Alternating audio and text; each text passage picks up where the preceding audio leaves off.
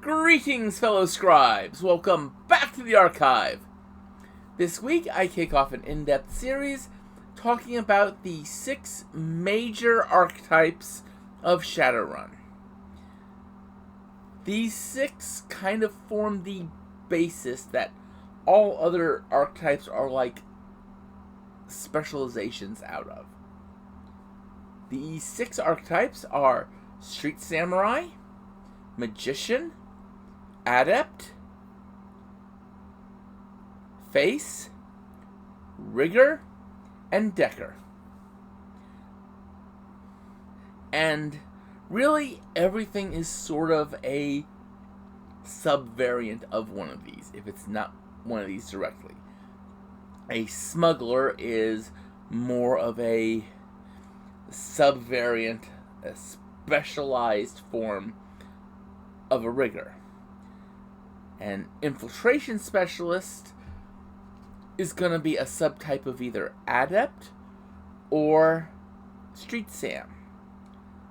And to kick off the series, we're going to talk about one of the most iconic of the archetypes. One that the name is indicative of the setting itself. So sit back, relax, and enjoy as we talk about the Street Samurai. There's an old saying that Shadowrun is the future of the 80s. And you have to look at it from this perspective. In the world of Shadowrun, for the longest time, the biggest corporations were Japanese corps. You know, MCT, Yamatetsu, Renraku, Fuchi, etc., etc. These were the big corps. The ones that kind of ran everything. And because of their power, because of their economic strength, the currency of the returned Japanese empire, the new yen, was accepted everywhere. Now, what does this have to do with the Street Samurai? Everything. It's because the Street Samurai, the idea behind them, the very first example you have of a Street Samurai. On one hand, he looks very much like the American stereotype of an action hero. But among his skills, he actually had a knowledge skill about Bushido. The idea was that the Street Samurai they had a sense of honor, unlike a mercenary. It made them better than a mercenary because, again, they had a sense of honor. Or at least the concept of it. They weren't just combat monsters. They were combat monsters who were predictable, to an extent. And also, let's think about a lot of the great 80s action movies, like American Ninja. Hint, the character in American Ninja was more of a samurai than a ninja. But, let's stop and think about that. This is the lens that was creating the Street Samurai. Now, you need to take into it what separates a Street Samurai, essentially a Ronin, from a normal mercenary. Not just the code of honor, but the extensive cybernetic enhancements. And yes, you could see a mercenary as a subset of street samurai, but when you really get down to it, the defining feature, what makes something a true street samurai, is that they have a lot of cyberware installed in their bodies. A lot of cyberware.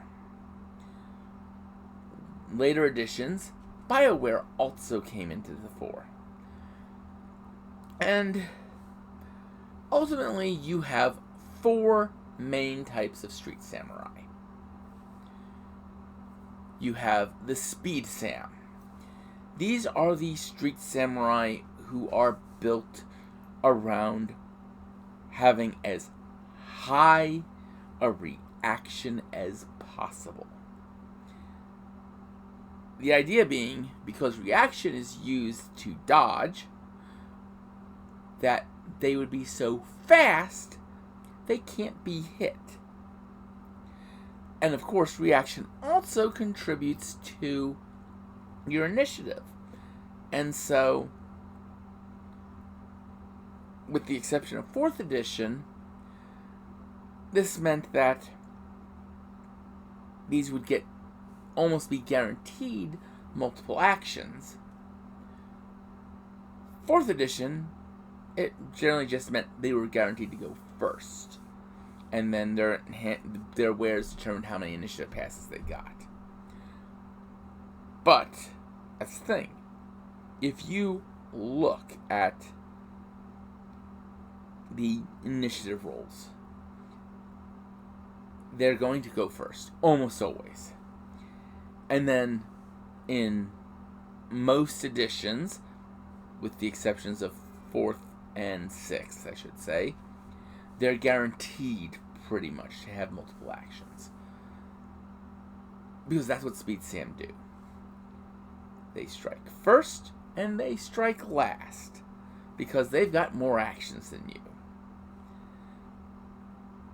And from there, you also get in the fact that they're not getting hit as badly. Or as often. Of course, the opposite perspective of the Speed Sam is the Tank Sam.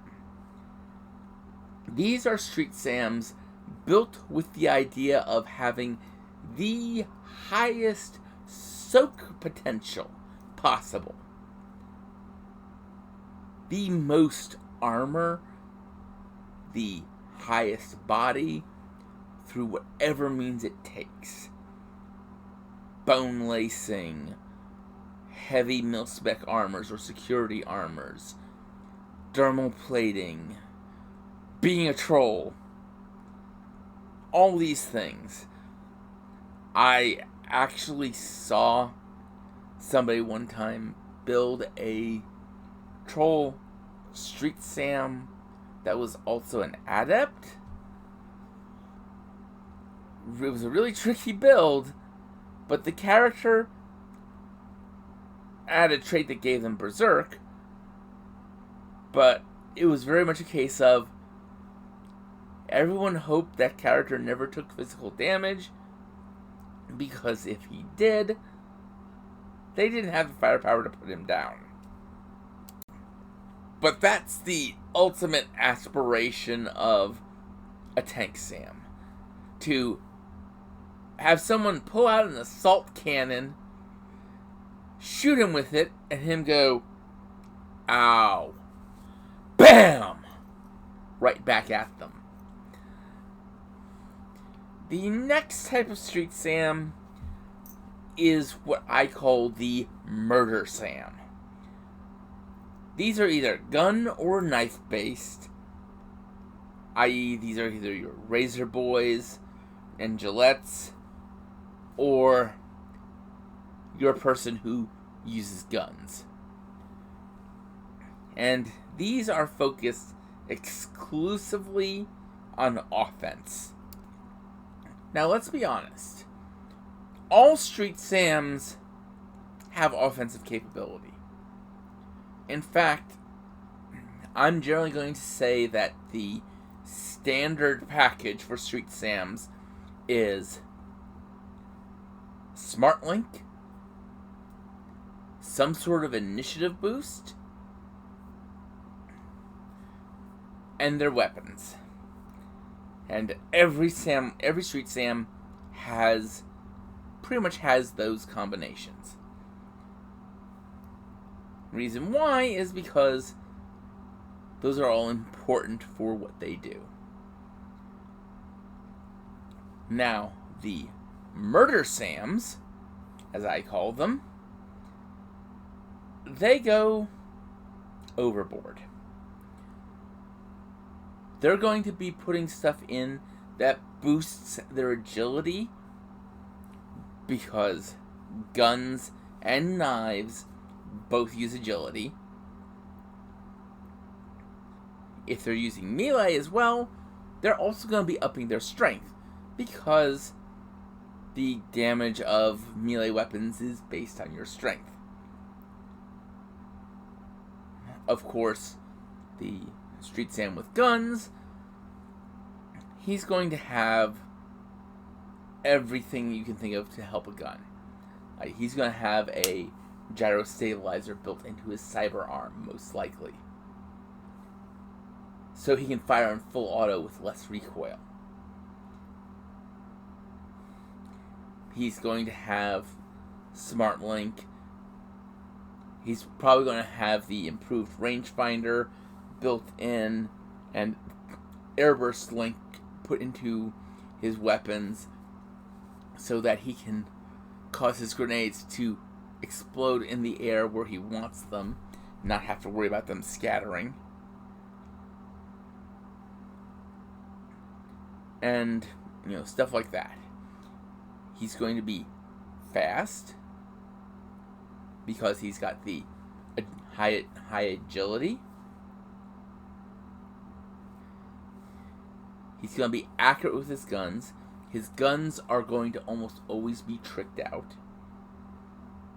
And he's probably going to have a high degree of wares put in to improve his skill with those weapons. Reflex recorders, for example, will boost his dice.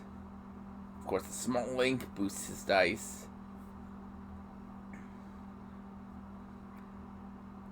Muscle toner to give him higher agility. Stuff like that. He's going to be built exclusively. The Murder Sams are built pretty highly towards high agility and high strength, or high strength if they're melee. And they want to have their weapons tricked out, more so than any other type of Street Sam. They are going to fixate and focus on getting the best guns, because they want those guns to be one-shot, one-kill wonders. Or at least one-shot, one-crippled enemy. Now, the fourth type of Street Sam is something you don't see commonly until 3rd edition plus.